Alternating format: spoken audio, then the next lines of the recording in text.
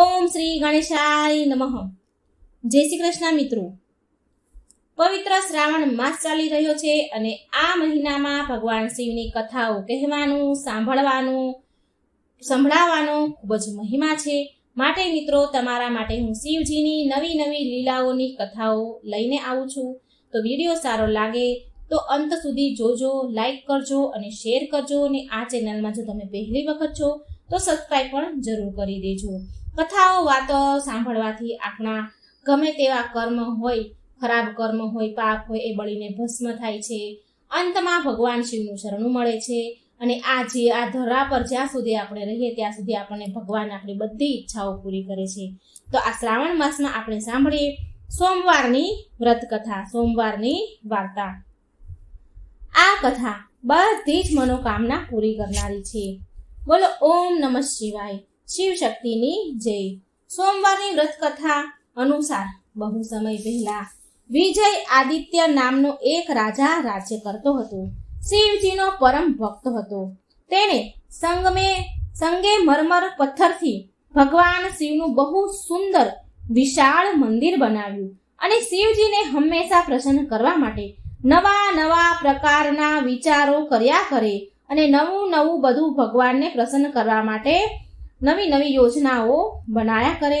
હવે એક દિવસ રાજાએ વિચાર્યું કે શ્રાવણનો મંગળમય મહિનો શરૂ થઈ ગયો છે. શ્રાવણના સોમવારના દિવસે ભગવાન અત્યંત પ્રસન્ન હોય છે. તો એ માટે કેમ ન હું કોઈ લાભ ઉઠાવું આ શ્રાવણ માસનો. રાજાએ તો પૂરા નગરમાં ઘોષણા કરાવી કે નગરના સમસ્ત વ્યક્તિ જેના ઘરમાં જેટલું પણ દૂધ હોય તે એક ટીપું બચાવ્યા વિના બધું જ દૂધ ભગવાન શિવને અર્પણ કરશે.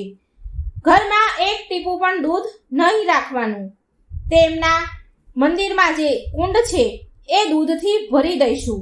આ ઘોષણા સાંભળવા માટે નગરના બધા લોકો ભેગા થઈ ગયા. હવે જુઓ, રાજાના આ નિર્ણયથી ધાર્મિક લોકો બહુ પ્રસન્ન થયા. તેમણે એવું વિચાર્યું કે રાજા તો બહુ ધર્મ કરવાનું કામ કરી રહ્યા છે. અને બીજા થોડા લોકો જે હતા તે રાજાના આ નિર્ણયથી નિરાશ પણ થયા. તેમને તેનું પૂરું દૂધ મંદિરમાં ચડાવવું ઠીક ન લાગ્યું. તેમના રાજાની બધી ઘોષણા સાંભળી અને બધાએ પોતપોતાના ઘરે ચાલ્યા ગયા. બીજા દિવસે સવારે દૂધના પાત્ર સાથે મંદિરમાં જવા લાગ્યા ગામના તમામ લોકો. એકદમ મંદિરની સામે લાંબી લાઈન લાગી ગઈ. મંદિરના કુંડમાં પોતપોતાના ભાગનું દૂધ રેડવા લાગ્યા. વધારે ને વધારે લોકો આવવા લાગ્યા. એ બધા ઘરનું બધું જ દૂધ લઈને આવ્યા હતા. વાછડાઓ માટે પણ એક ટીપું પણ દૂધ રહેવા દીધું ન હતું. બાળકો, વૃદ્ધ, બીમાર કોઈને પણ તેના ભાગનું દૂધ તે દિવસે મળ્યું નહીં, કેમ કે બધું જ દૂધ મંદિરના કુંડમાં નાખવાનું હતું. હવે જેમ સમય વીતવા લાગ્યો તેમ મંદિરનો કુંડમાં જે દૂધ રેડાતું હતું તેનું સ્તર ઉપર આવવા લાગ્યું. છતાં પણ બપોર સુધી થયું તો બપોર સુધીમાં કુંડ અડધો જ ભરાયો. પૂરો કુંડ ભરાયો જ નહીં. હરેક ક્ષણ એ કુંડમાં દૂધના પાત્ર ઠલવવા છતાં પણ કુંડ ખાલી જ રહ્યો, અડધો જ ભરાયો. અને આ સાચુમાં એક આશ્ચર્યની વાત હતી કે ગામના બધા જ લોકોએ દૂધ રેડ્યું છે છતાં પણ કુંડ અડધો જ ભરાયો છે. કાર્યકર્તા, પૂજારી સહિત બધા જ લોકો ચિંતામાં પડી ગયા કે અહીં શું થઈ રહ્યું છે. ભીડમાં બધા જ ગભરાહટ સાથે કાનમાં ફૂસફૂસ ગુપચુપ વાતો કરી રહ્યા છે કે એક વ્યક્તિ બોલ્યો, શું વાત છે? આ કુંડ કેમ નથી ભરાઈ રહ્યું? આપણા બધા જ નગરવાસી તેનું દૂધ આમાં નાખી ચૂક્યા છે. શું ભગવાન શિવ કોઈ નારાજ છે? શું આપણાથી અજાણતા કોઈ પાપ થઈ ગયું છે? પૂજારી તો બહુ ગભરાયેલો હતા. ત્યારે મંદિરના પરિસરમાં એક વૃદ્ધ ડોશીએ પ્રવેશ કર્યો, જેને લગભગ જ કોઈકે ધ્યાનથી જોઈ હશે. એ નગરના બીજા છેડે રહેતી હતી. તેણે સવારે ઉઠીને તેની બધી જ ગાયનું દૂધ નીકાળી લીધું હતું, પણ વાછડા માટે થોડું દૂધ રહેવા દીધું હતું. પછી તેણે પરિવારના સદસ્યને દૂધ પીવડાવ્યું અને ઘરનું કામકાજ પૂરું કર્યું.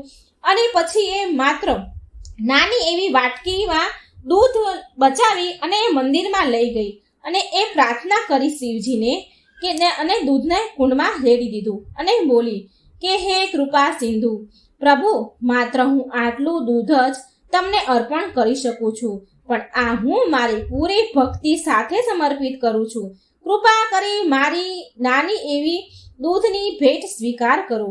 અને હવે જુઓ, અડધો અધૂરો કુંડ દૂધથી લબાલબ ભરાઈ ગયો, છલકાઈ ગયો. તે વૃદ્ધ ડોશી જેવી વિનંતી ભાવથી આવતી હતી એવી જ ચાલી ગઈ. ફટાફટ આવી દૂધ રેડી ભગવાને પ્રાર્થના કરીને ચાલી ગઈ. રાજા અને પૂજારી કુંડને ભરેલો જોઈને એનો તો હરખ નથી સમાતો અને પછી વિશેષ પૂજાનું કાર્ય સંપન્ન કર્યું. હવે જુઓ, આગળના બીજા સોમવારે પણ આવું જ થયું. શ્રાવણ મહિનાનો બીજો સોમવાર આવ્યો. નગરવાસીઓએ ઈમાનદારીથી પોતપોતાના ભાગનું દૂધ કુંડમાં નાખી દીધું. છતાં પણ એ અધૂરો જ કુંડ રહ્યો, ખાલી રહ્યો. કુંડ લબાલબ છલકાઈને ત્યારે ભરાયો જ્યારે તે વૃદ્ધ ડોશીએ તેની નાની એવી વાટકીથી દૂધ કુંડમાં રેડી દીધું. આ ચમત્કાર જોઈને બધા જ આશ્ચર્યચકિત રહી ગયા. રાજાએ આ રહસ્યની જડ સુધી જવાનો નિર્ણય લીધો. માટે પછીના આગળના ત્રીજા સોમવારથી રોજ એક પહેરેદારના વેશ ધરી એ રાજા કુંડ પાસે ઊભા રહી ગયા અને બધી જ ઘટના પર નજર રાખી. પહેલાની જેમ લોકો તેનું દૂધ અર્પણ કરવા માટે કુંડની નજીક લાઈનમાં ઊભા રહી ગયા. બધાએ જ દૂધ કુંડમાં રેડ્યું. તમામ લોકો ગામના દૂધ રેડી ગયા, છતાં પણ કુંડ અડધો જ ભરાયો હતો, પૂરો ન થયો. એટલામાં પેલા ડોશી આવ્યા અને એક વાટકીમાં દૂધ લઈ આવ્યા. દૂધ ભરીને લઈ આવીને ઊંચા અવાજમાં પ્રાર્થના કરવા લાગ્યા કે હે પ્રભુ, હું જેટલું દૂધ બચાવી શકી છું એ તમને સમર્પિત છે. મને વિશ્વાસ છે કે તમે તમારી અસીમ કૃપાથી સ્વીકાર કરશો. મારી આ દૂધની ભેટ સ્વીકારજો. કૃપા કરી આશીર્વાદ આપો, જેનાથી મને મારી શ્રદ્ધા અને વિશ્વાસ પર અડગ રહેવાની શક્તિ પ્રદાન થાય. ત્યાર પછી એ ડોશીમાએ જે કુંડ હતું એમાં એ થોડું વાટકીમાં દૂધ લાવ્યા હતા એ રેડી દીધું. અને પછી જેવા તે ડોશીમાએ દૂધ રેડ્યું અને કુંડ ભરાઈ ગયું. અને પછી પાછા જવા માટે પાછું વળીને ફર્યા. જે રાજા વેશ બદલીને નજર રાખી રહ્યા હતા તે જોઈને ચકિત રહી ગયા કે કુંડ દૂધથી લબાલબ ભરાઈ ગયો છે. તેણે દોડીને વૃદ્ધ ડોશીને ઊભા રહેવા માટે કહ્યું અને ડોશીમાં તો ડરના મારે થરથર ધ્રુજવા લાગ્યા અને બોલ્યા કે મને કેમ રોકી રહ્યા છો? મેં શું કર્યું છે?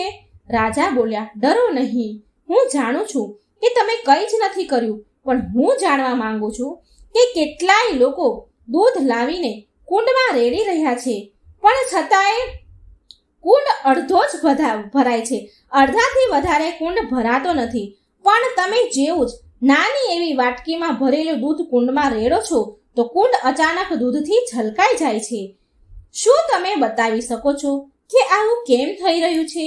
વૃદ્ધ ડોશીમાએ ઉત્તર આપ્યો કે હે મહારાજ, હું એક માં છું અને માં એક તેના બાળકને દગો આપવાનું કામ નથી કરતી. એ દગો આપે એ બરાબર નથી. શક્તિ માટે મેં તમારી આજ્ઞાનું પાલન નથી કર્યું. ગાયોમાંથી દૂધ નીકાળતા સમયે મેં થોડું દૂધ વાછરડા માટે છોડી દીધું હતું અને ઘરમાં બચ્ચાઓને પીવડાવી દીધું અને ત્યાર પછી જે દૂધ વધ્યું એ પૂજા માટે હું લઈને આવી છું. હે રાજન, ભગવાન પણ માતાના સમાન છે. તે એ જગત પિતા છે. એ એવું નથી ઈચ્છતા કે બાળકોને ભૂખ્યા મારો.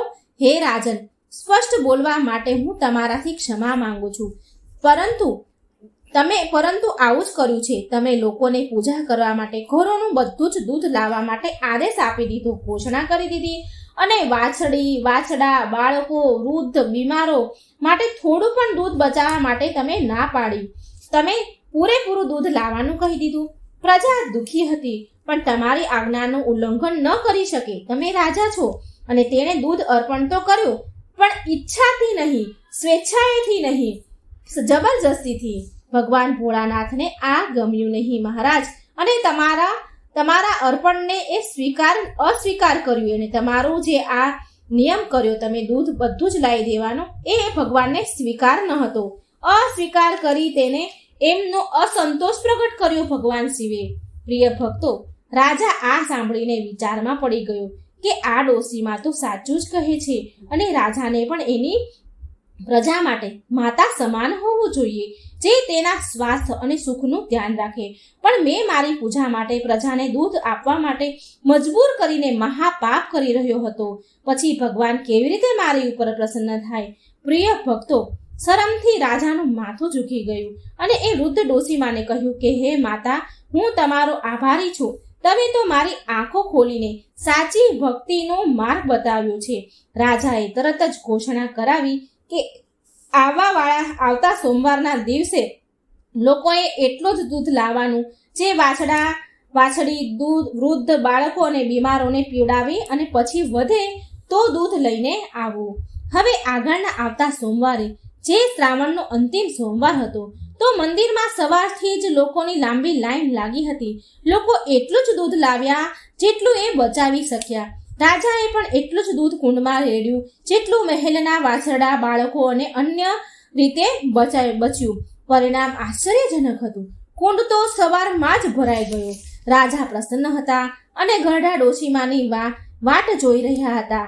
જ્યારે તેણે એના ભાગનું દૂધ રેડી દીધું તો રાજા તે ડોશીમાને મંદિરમાં લઈ ગયા અને બંને એક સાથે પૂજા કરી.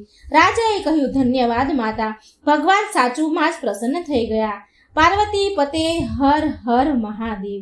હે ભોળાનાથ, હે શિવ શંભુ, તમારે એ બધા જ ભક્તો પર કૃપા દ્રષ્ટિ બનાવી રાખજો જે તમારી પૂજા બહુ શ્રદ્ધા અને ભક્તિથી કરે છે અને કથાનું શ્રવણ બહુ પ્રસન્ન ચિત્ત મનથી કરે છે. ઓમ નમઃ શિવાય. હર હર મહાદેવ. મિત્રો, સાંભળી તમને આ વાર્તા કે આપણી શક્તિ હોય એ પ્રમાણે આપણે ભક્તિ કરવી, લોકોને દુઃખી કરી અને આપણે જો ભગવાનને ચડાવીએ તો ભગવાન પણ ખુશ નથી થતા.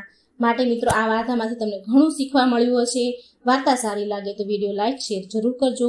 કમેન્ટ બોક્સમાં ભગવાનનું નામ જરૂર લખજો. જય શ્રી કૃષ્ણ. રાધે રાધે. Thank you.